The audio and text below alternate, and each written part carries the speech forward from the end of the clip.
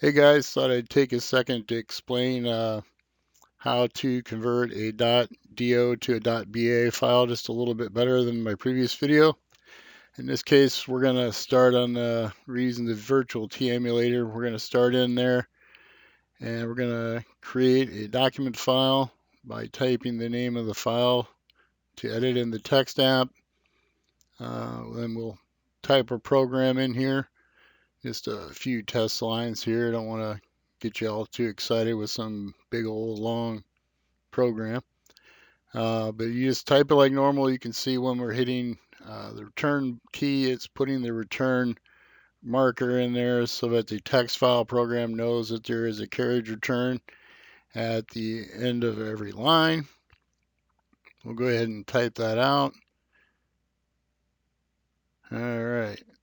When we're done typing this, we can go ahead and go into, you'll see you've got the file test.do created. You can then go into basic by hitting the enter key. Once we're in basic, we're going to go ahead and we're going to load our .do file. So load test.do. Then you can list it to make sure it's there, make sure everything looks good. Then you can run it if you want. See that the program runs fine. Then from there, you can go ahead and type save and the name of the file you want to save it as .ba. I usually keep it with the same names in both instances so I know which is which. Hit F8 to go back to the menu and you'll see that on the end of that we now have our test.ba file as well as our test.do. At this time you can delete that test.do.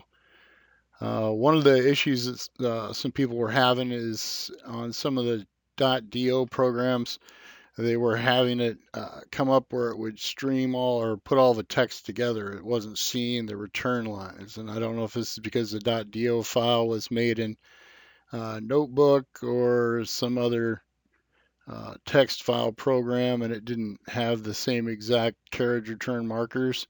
But you can still list it and or load it in to basic and do that. There's a lot of .do files on club100.org. And if you have any more questions, feel free to ask me. There's also a large amount of information on club.org you can look at. And that's all I've got for this today, guys. If you got any questions, just do like you did on the previous video and put the questions at the bottom here, and I'll answer them as best as I can. Thank you.